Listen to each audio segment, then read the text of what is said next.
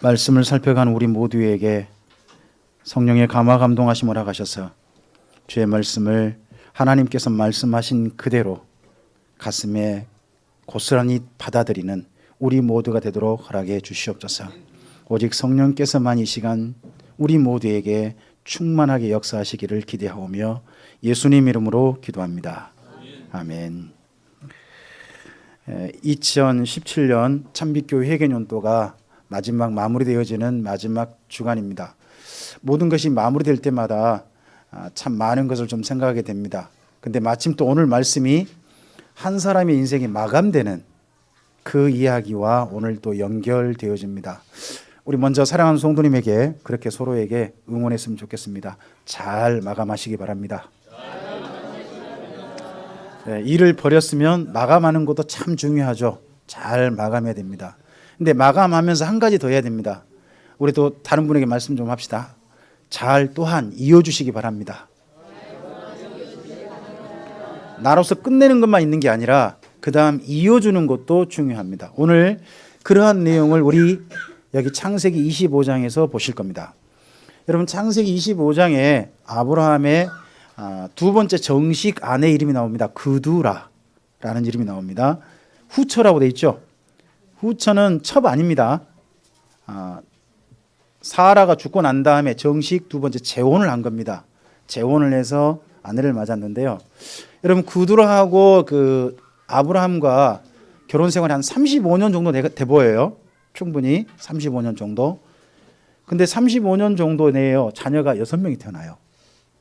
6명이. 그러면요. 이때 그 아무리 봐도 그두라라는 여자분이 젊은 나이였지 않나 좀 싶어요. 만약에 나이가 많은 분이었으면 두 분 사이에 그렇게 자녀가 많이 태어날 수가 없겠잖아요. 그러니까 적어도 여자분이 몸속에 난자가 좀 넉넉한 그런 나이였기 때문에 가능하지 않았겠냐. 이렇게 표현하면 좀 이상합니까? 어쨌든지 좀 젊은 나이 같아요. 젊은 나이. 그래서 자녀가 6명이 태어납니다. 근데 이렇게 태어나고 난 다음에 아브라함이 자기 생전에 자녀들을 전부 다 분립시켜줍니다. 오늘 여기 그두라의 자녀들이 좀 간 곳이 있어요. 우리 한번 1절부터 좀 읽어보겠습니다. 몇 명이 나왔으니까 읽어보겠습니다. 아브라함이 후처를 맞이하였으니 그의 이름은 그두라라. 그가 시므랑과 욕산과 무단과 미디안과 이스박과 수아를 낳았고 욕산은 스바와 드단을 낳았으며 드단의 자손은 아수르 족속과 루두시 족속과 루음미 족속이며 미디안의 아들은 에바와 에벨과 한옥과 아비다와 엘다이니 다 그두라의 자손이었더라.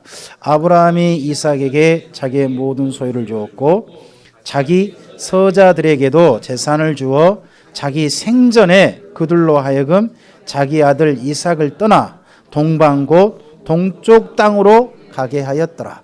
여러분 여기 그두라의 자손들이 동쪽 땅으로 갔다 그러잖아요. 이 말씀을 가지고요. 우리나라의 그 특별히 아브라함의 후손이길 원하신 분들이 이때 그 동쪽으로 갔던 분들 중에 우리 조상이 있다. 그렇게 주장하는 분들이 있어요. 몰라요. 그랬을 가능성도 있어요. 정 없다고 말할 수는 없어요. 왜냐 그러면 분명히 그쪽에서 그 노아의 후손들이 맨 먼저 아라랏산에서부터 출발해가 동쪽으로 온 사람들 중에 있으니까 왔을 수도 있죠. 근데 그렇다라고 주장하기는 근거가 별로 없어요. 어쨌든지 이분들이 동쪽으로 갔답니다. 이때 아브라함의 나이가 7절에 보면 175세. 참 오래 사셨죠. 175세니까. 여러분 우리 참빛교회 성도님들도 이 정도 좀 살아볼까요? 75세만 살아도 넉넉합니까? 저는 제 집안에서 3대째 최장수로 하고 있습니다. 제 할아버지께서 38에 돌아가셨고 제 아버지께서 40에 돌아가셨습니다. 근데 제가 52세니까 제가 3대째 봐서 지금 현재 신기록 갱신 중입니다. 제가 산 만큼 점점 갱신 중인데 얼마까지 갱신될지는 주님의 은혜에 달려 있습니다. 저는 잘 모르죠. 근데요, 나이가 드는 게 중요한 게 아니라 이분의 죽음이 너무 참 이러고 싶어요. 여러분 8절 함께 읽어볼까요? 그의 나이가 높고 늙어서 기운이 다하여 죽어 자기 열조에게로 돌아갔답니다. 여러분 이 모습을 전에 장경도 목사님 참 재밌게 표현하셨어요. 이때 아브라함과 이때 보면 성경 읽어보면 나이 늙어서 기운이 지나여 죽었다, 열조 돌아갔다 이 표현을 기운이 없으니까 눈 뜨고 죽고 기운이 없어서 눈 감고 눈 뜰 힘이 없어 죽었다. 눈 감고 눈 뜰 힘이 없이 죽고 눈 뜨고 눈 감을 힘이 없이 죽었다. 아, 참 장경도 목사님 다운 아주 유머스럽게 표현했던 이야기가 있는데 여러분 아무 질병 없이 여기 보면 질병이 있어 죽었단 말이 없거든요. 그냥 나이 들어 기운이 지나여 돌아가셨다는 겁니다. 아, 참 저도 그러고 싶습니다. 질병이 걸리면 집안 여러 식구들한테 사실 좀 고생 많이 시키잖아요. 제가 제일 걱정스러운 게 요즘 제가 깜빡깜빡하거든요. 분명히 제가 차키를 어디 뒀어요. 근데 어디 뒀는지 기억이 안 나. 좀 전에 뒀는데 기억이 안 나고 한참 찾고 있어요. 그래서 제가 네? 다 그렇습니까? 아, 제가 요즘 자꾸 이제 그러니까 걱정스러운 게 이거 나이 들어가지고 혹시나 제 아들들 보고 딸들 보고 너 누구냐 그럴까봐 그게 참 걱정스럽습니다. 어쨌든 그러면 진짜 곤란하잖아요, 그죠? 근데 나이 들어서 늙어서 기운이 지나야 돌아가셨다. 진짜 이 모습이 정말 아름다운 것 같습니다. 우리 성도님들한테 이러고 나면 축복해 줄 만한 말입니다. 그렇죠? 성도님이 그렇게 좀 이야기합시다. 연세 드셔서 병 없이 편안히 돌아가시기 바랍니다. 여러분 앞에 말을 먼저 써야 됩니다. 연세 드셔서 이 말 안 해버리면 지금 죽으라는 이야기밖에 안 됩니다. 그러니까 연세 드셔서 이 말을 꼭 해주십시오. 자, 여러분 죽는 모습 이야기하니까 갑자기 이야기가 많아집니다. 아직 우리 설교가 안 끝났습니다. 좀 더 좀 가보겠습니다. 이분이 돌아가시니까 그분의 자녀들이 여러분 저기 장사하는데 두 사람만 나옵니다. 그두라의 자손들은 그두라의 그 아이들은 여기 장례식에 이름이 언급되지 않습니다. 보면 누구와 누구? 이삭과 이스마엘입니다. 여러분 이름 순서를 잘 보시기 바랍니다. 그때 장례식에 총 전체 책임자가 누굽니까? 이삭으로 되어 있습니다. 이삭이고 이스마엘로 되어 있습니다. 그리고 그 막벨라굴에 묻히죠. 묻히고 난 다음에 아브라함이 평생 하나님의 말씀대로 살아서 그의 노년에 이렇게 말씀하죠. 아브라함이 나이 많아 늙었는데 하나님께서 아브라함의 범사에 뭘 주셨더라? 복을 주셨더라. 이렇게 되어 있지 않습니까? 근데요, 여러분 여기 말씀 잘 보시기 바랍니다. 아브라함의 자녀가 몇 명이에요? 8명이죠. 그 중에서 아브라함이 받은 복을 물려받은 사람이 누군가를 보시기 바랍니다. 한 명밖에 없어요. 자녀들이 나름대로 가문을 이루고 자손을 이루어요. 근데요, 아브라함이 받았던 복을 물려받은 사람은 11절 읽어봅시다. 11절 읽어보죠.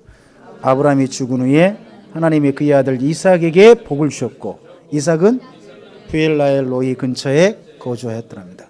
여러분 아버지가 하나님께 복을 받은 사람이었습니다. 근데 그 복을 물려받은 사람은 이삭으로만 되어 있습니다. 그 다음에 12절부터 거기 18절이 이스마엘 족보거든요. 그죠? 근데 이스마엘에게 복을 받았단 말이 없죠. 앞서 또 그두라의 자손이 6명 있잖아요. 아버지 걸 물려받았으나 그들에게 아브라함의 복이 물려있단 말 없어요.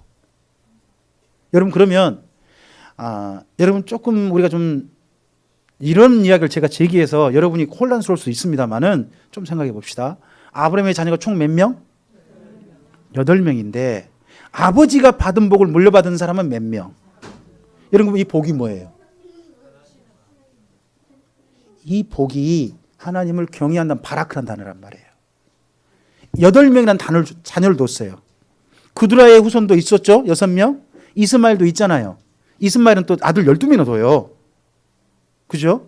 근데 아버지처럼 아버지 재산을 물려받았건 어쨌건 간에 하나님을 경외하는 바라크 했던 사람은 누구예요?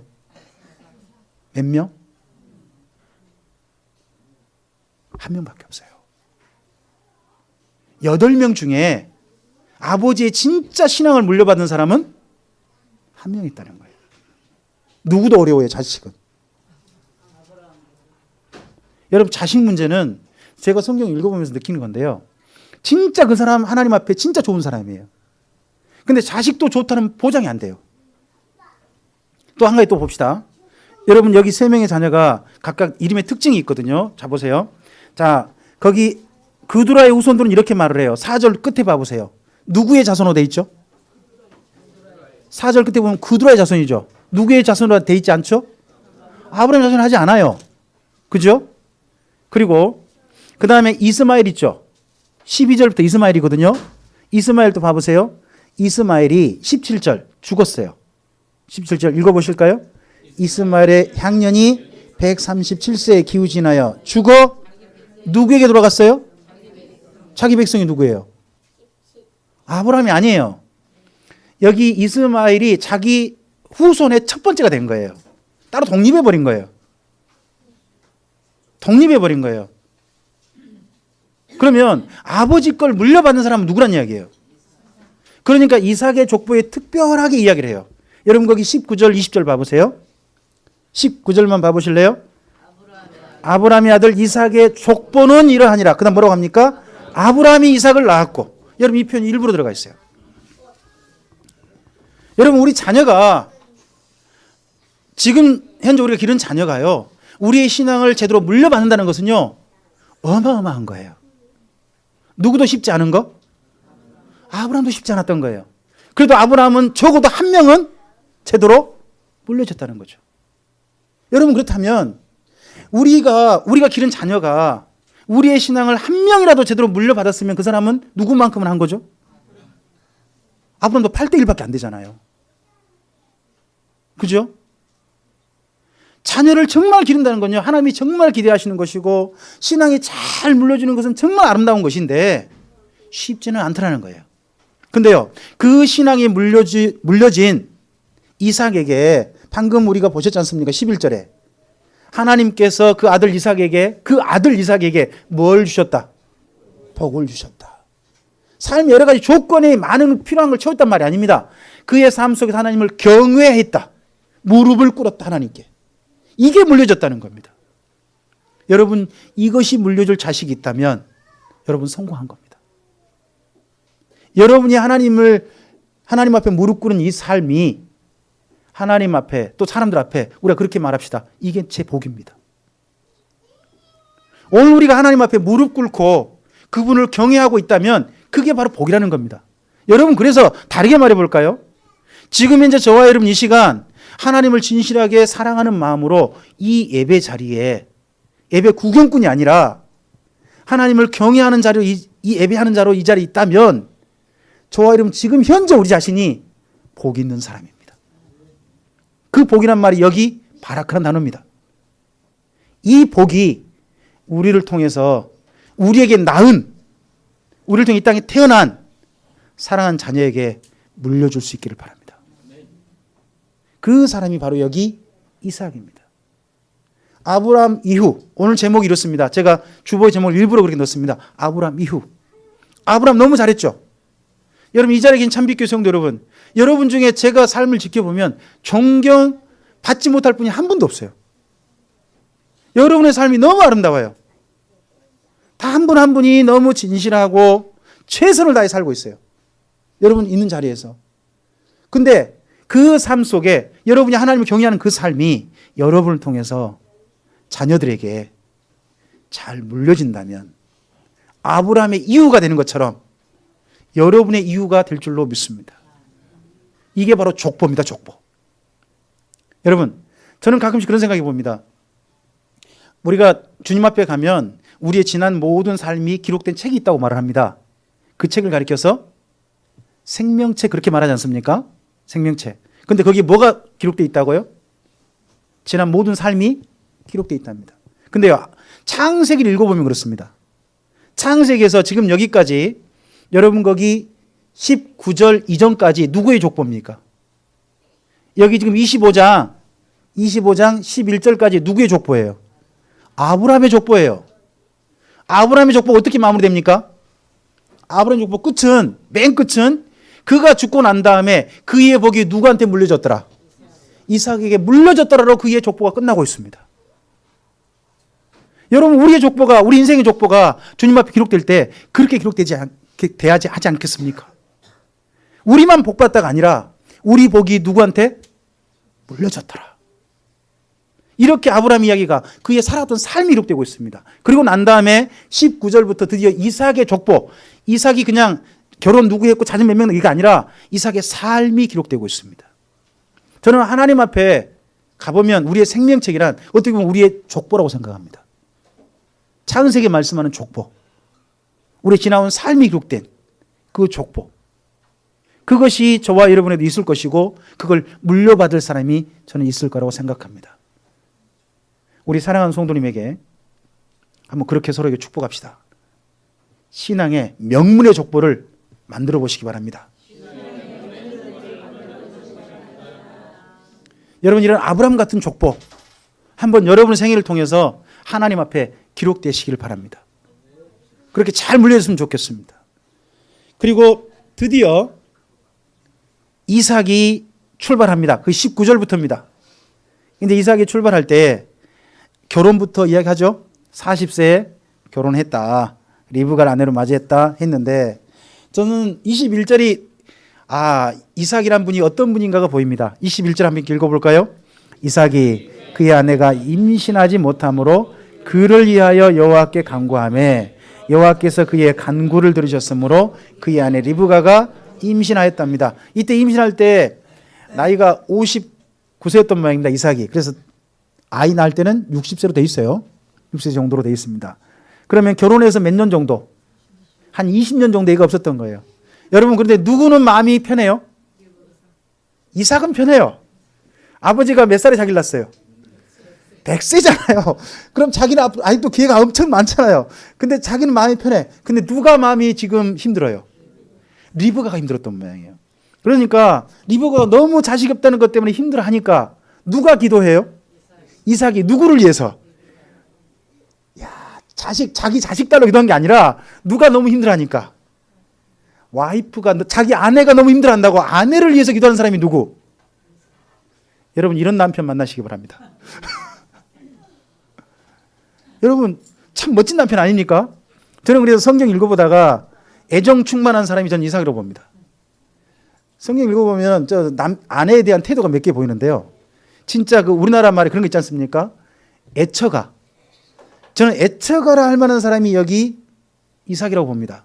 자기 아내를 정말 사랑해서 그 일을 위해서 기도하고로 그의 기도가 들어져서 자식이 생겼습니다. 근데 그 자식을 우리 이야기 너무 잘 알죠? 예. 두 민족이 막 싸우고 합니다. 여러분, 근데 두 민족이 뱃속에 싸웠다는 걸 엄마 입장에 생각해 보세요. 뭐가 심한 거죠? 태동이 심하다. 또 다르게 좀 이야기해 보죠. 임신 중에 여자가 겪는 고통을 보고 뭐라 그래요? 임신 중에 입덧. 우리말로 입덧이라 그러잖아요. 입덧이 아닌가요? 배가 날리게 쳐보니까 그건 뜻은 아닌 겁니까? 저는 하여튼 입덧 중이라고 봅니다. 하여튼 임신 중에 큰 고통 당했던 사람이 누구? 리브가였습니다. 오죽했으면 리브가가 너무 힘드니까 하나님께 기도를 했겠습니까? 도대체 이거 뭡니까 도대체? 하나님께서 그거 네 뱃속에 두 민족이 있어서 그래야 큰 자가 작은 자를 섬기고 뭐 그럴 거야. 이런 이야기를 하나님이 해주십니다. 그러고 난 다음에 얘가 태어날 때도 기가 막혔죠? 태어난 장면 좀 읽어봅시다. 우리 24절부터 읽어보겠습니다. 읽어보죠. 태에 쌍둥이가 있었는데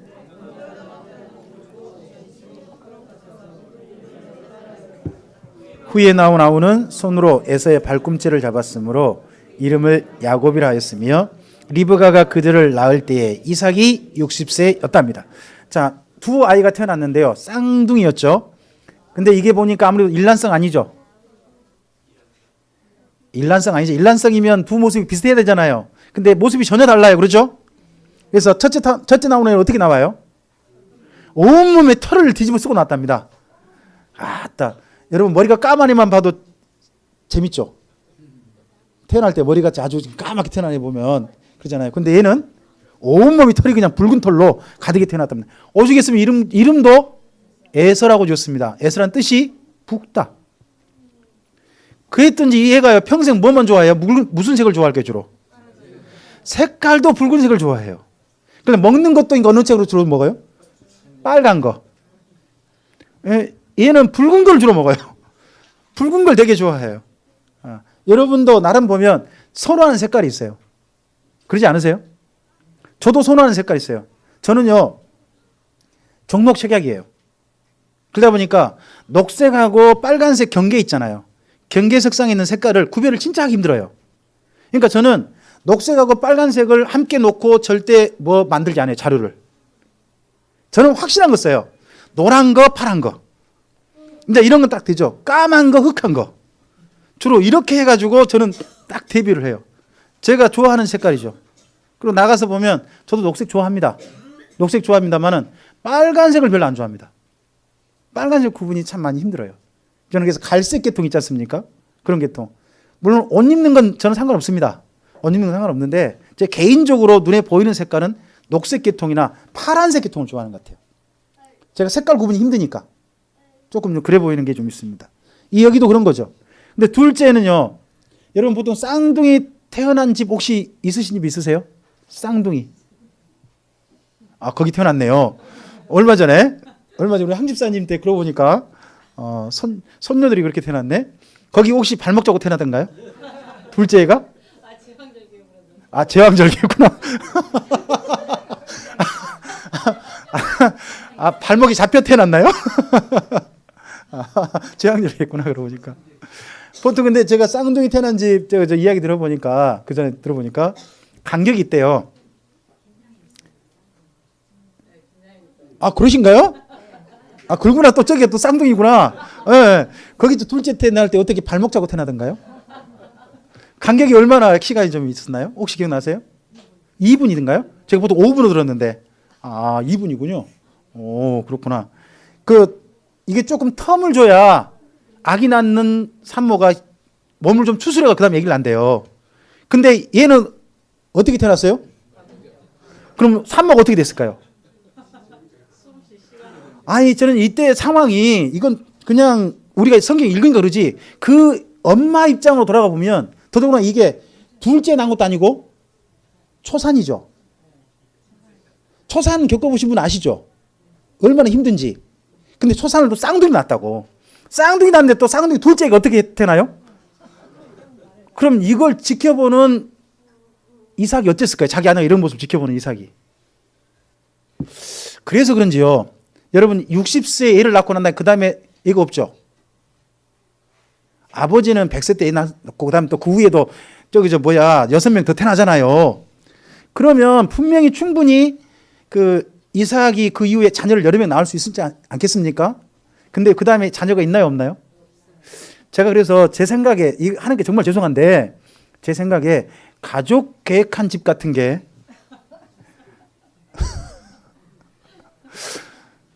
여기 이삭집이 아닐까?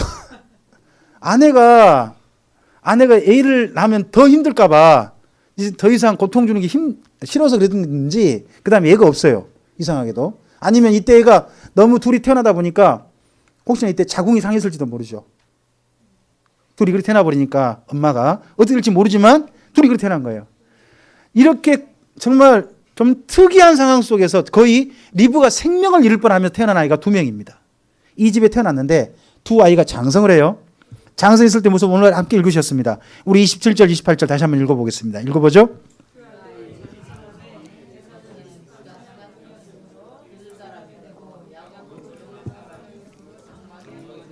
이삭은 에서가 사냥한 고기를 좋아하므로 그를 사냥하고 리브가는 야곱을 사랑하였답니다. 자, 여러분 이 아이들이 장성했는데 두 아이가 이란성 쌍둥이답게 서로 전혀 다릅니다. 한 명은 주로 어디로 다녀요?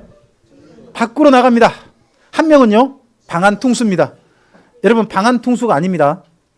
여기 집 장막에 거주했다 그러니까 우리는 대부분 이거 보고 뭐라 가냐 그냥 집에서 엄마 치맛자락 잡고 살았다 그렇게 보지 않습니까? 근데 그렇게 보기 어렵습니다. 자, 여기 야곱이 이 이후에 바단 아람으로 가죠. 애삼촌 라반의 집 가지 않습니까? 갔을 때 집안에서 있습니까? 양을 칩니까? 뭐의 전문가죠? 양치는데 전문가입니다. 그러니까 장막에 거주했단 말은 집안에서만 컴퓨터 게임만 했단 말이 아닙니다.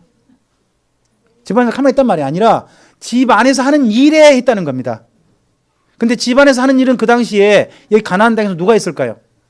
일반적으로 어떤 사람이 있을까요? 목축하고 하는 일은 주로 누가 있을까요? 아브라함을 생각해 보셔야 돼요.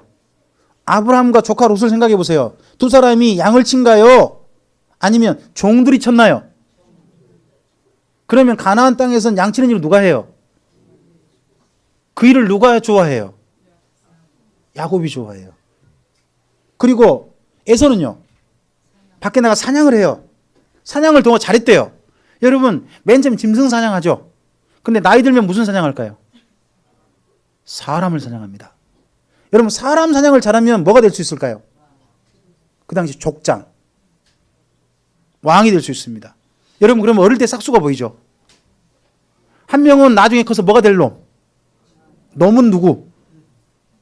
야곱. 아버지가 보기에 저놈은 커봤자 뭐가 될 놈? 종이나 할 일 하는 놈. 그죠? 근데 쟤는 진짜 기대가 되는 얘 누구? 뭐가 될 것 같아요? 족장. 여러분, 이삭이 여기까지 다른 사람과 이후에 전혀 사람과 싸우지 않고 살아요. 근데요, 싸우지 않고 살면 뭘 많이 당할까요? 예, 불이익을 많이 당해요. 굉장히 여러 가지 안 싸우려다 보니까 불이익을 굉장히 많이 당해야 돼요. 이 다음으로 해서 이삭이 당했던 대표적인 일이요, 우물을 빼앗긴 일이에요. 우물을 만들어 놓으면 뺏어가고 만들어 놓으면 뺏어가는 거예요. 근데 뺏어갈 때 이삭이 싸워요, 안 싸워요? 안 싸우진 않아요. 근데 여러분, 안 싸워도요, 자기가 애써 해놓은 거 빼앗길 때 기분 좋아요? 그것도 한 4번 뺏겨봐요, 4번. 얼마나 그러겠어요. 그랬는데 자기 자식 중에 한 명이요, 앞으로 크면 이 지역 사람들한테 그 누구한테도 꿀리지 아니하고 위에서 족장처럼 살 얘가 자기 집 애 중에 한 명이 딱 보여요. 그러면 아버지는 누구한테 기대하겠어요? 그렇죠. 저는 그래서 이삭이 에서에게 마음이 훨씬 둔 이유가 좀 보여요. 내 인생 서러운 거, 자식도 당하는 거 원치 않는 거잖아요, 부모라면. 그렇지 않겠어요? 근데요, 여러분, 엄마 마음은 잘된 자식한테 있습니까? 좀 안 된 자식한테 있습니까? 둘 다 있지요. 마음은 둘 다 있죠. 둘 다 있지요. 근데요, 둘 다 있는데, 여러분, 어느 쪽에 엄마들은 좀 더 마음이 가죠? 자식 길러보신 분은 좀 아시죠? 보니까 그래도 좀 얘는 가만 놔둬도 지가 알아서 할 것 같은데, 얘는 나 옆에 도와줘야 되겠다, 참 안쓰럽다 하는 애는 좀 더 마음이 훨씬 더 가잖아요. 그러니까 여러분, 리브가가 당연히 누구한테 마음이 가겠어요? 그러지 않겠어요? 저는 그래서 이 집의 편애가 될 만한 이유가 있다고 생각해요. 아버지는 좀 더 누구 편을 들고, 쌍둥이 형 편 들고, 엄마는 주로 누구 편 들고, 자꾸 이러는 거예요. 예? 뭐라고요? 콩가루 집안? 아니, 콩가루 집안까지는 아니죠. 이건 편애의 집안. 편애의 집안이죠. 다 마찬가지예요. 여러분, 네? 다시 한번 뭐라고요? 무슨 집안이요? 콩 집안? 콩 집안? 참. 하여튼 뭐, 집안이 그렇게 됐어요. 그런데, 여러분, 그런데 여기 잘 보면 두 사람이 집착이 달라요. 제가 이렇게 표현해 봤어요. 한번 저를 따라서 해볼까요? 가벼운 예서, 진지한 야곱. 뭐에 대해서요? 장자권. 장자권에 대해서 누구는 가볍게 생각해요? 왜요? 뿐만 아니라 아버지가 가지고 있는 게 싶어 보여요. 아버지 거 물려받아봤자 그 지역에서 별로 살만하지 못해요. 벌써 나중에 여기에서는요, 그 주변에서 장차 그 지역에 이미 터줏대감들 있잖아요. 터줏대감 자기 딸 진작 보내가지고 우리 집 사이대라잉? 그러니까 우리 집 장차 누가 다스려 주라? 네가 해라. 벌써 두 집안이나 줄을 서요. 나중에 보면. 그러면 아버지가 가지고 있는 게 클까요? 이미 에서가 확보한 게 클까요? 그럼 아버지가 가진 건요? 이거 뭐 동생이 가져가나 말거나 별로 상관도 없어요. 근데요, 그래도요, 아버지를 진짜 사랑하는 사람은 누굴까요? 에서가 아버지를 진짜 사랑하거든요. 그러니까 뭐는 또 받고 싶어요? 그렇죠? 아버지가 가지면 재산을 탐내는 게 아니에요. 에서는 뭐를? 아버지가 주시는 축복 있잖아요. 그건 누가 받고 싶어요? 그건 자기가 받고 싶은 거예요. 근데 그걸 나중에 누가 뺏어가요? 야곱이 속여서 뺏어가잖아요. 그럼 화나버리는 거예요. 자, 아버지 재산 가져간 것 때문에 하는 거 아니에요. 아버지의 사랑받고 아버지 이미 다른 거 다 있는데 나중에 보시면요, 에서는 따로 가 살아요. 아버지 사는 거 전 상관없이. 아버지가 살았던 데는 전부 다 야곱이 다 물려받습니다. 나중에 성경 가보시면 그렇게 나와요. 그 정도로 에서는 확보되어 있어요. 그러니까 별로 신경 안 써요. 그러니까 가벼워요. 근데 누구는 진지해요? 여러분, 야곱이 장자가 못된 게 몇 초 차일까요? 세상에 그 다음 태어났다고 자기가 뭐가 안 됐어요? 형한테는 몇 못 가고 2개 가고 자기한테 몇 개 오고 얼마나 서러워요. 그 집안 다스리는 권한은 누가 가져가 버렸고 형이 가져가 버렸고 이런단 말이에요. 그러니까 늘 서러운 거예요. 그러니까 장자권에 대해서 누구는 항상 진지하고 야곱은 진지해요. 근데 에서는요, 별 그거 신경도 안 써요. 그러니까 오늘 이야기 보면 참 재밌게 나와요. 여러분 30절 가보세요. 29절도 좀 볼까요? 읽어보겠습니다. 야곱이 29절부터 야곱이 죽을 쑤었더니 에서가 들에서 돌아와서 심히 피곤하여 야곱에게 이르되 내가 피곤하니 그 뭐를? 붉은 것을. 이 사람은 주로 붉은 거 좋아해요. 이게 여러분 죽이란 말이 좀 맞진 않습니다. 죽은 우리나라 있지 이쪽은 죽이 아니에요. 차라리 영어로 습으로 한 게 낫습니다. 하여튼 그런 걸 좀 한 겁니다. 이걸 먹게라고 했는데 에서의 별명이 에돔이랍니다. 그러니까 야곱이 먼저 말합니다. 31절 읽어볼까요? 야곱이 이르되 형의 장자의 명분을 오늘 내게 팔라. 이 말에 대해서요, 에서는 내가 파나 마나 아버지가 나한테 축복할 건데 뭔 상관이 돼? 그러잖아요. 장자의 명분은 누가 주는 거예요? 밑에서 뭐 했거나 아버지가 주는 거지. 그러니까 그 형은 뭐라고 생각하고 그냥 가볍게 생각하고. 근데요, 여기 야곱이 얼마나 진지한가 보세요. 거기 33절 뭐라 그래요? 야곱이도 오늘 내게 뭐하라? 맹세하라. 누구는 진지해 지금? 야곱은 진지하고 누구는 에서는 별로예요. 그러나 말거나 누가 줄 건데? 우리가 하거나 다 아버지가 할 건데. 이래서 맨 마지막에 표현이 이러죠. 34절 읽어보겠습니다. 야곱이 떡과 팥죽을 에서에게 주매 에서가 먹고 마시며 일어나 갔으니 에서가 장자의 명분을 아버지가 준다 할지라도 동생한테 판다고 하는 그런 맹세까지 하고 서약하고 막 이렇게 하면 안 되잖아요. 그죠? 이런 부분까지 이제 다 언급을 해요, 성경은. 그러면서 뭐가 보이느냐?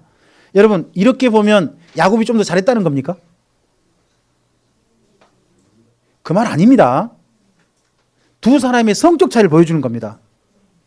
에서는 뭐하고요? 사람이 좀 호방해요. 호방하고, 그리고 뭐예요? 조금은 좀 진지하지 않을 수도 있어요. 근데 누구는 한 사람 보이죠? 야곱은 다른 말로 할까요? 집착형이에요. 야곱은 자기가 원하는 거 있으면 어떻게 해야 돼요? 기어이 내가 찾아야 돼요. 여러분, 야곱의 이름이 뜻이 뭐죠? 발목을 잡아채는 자예요.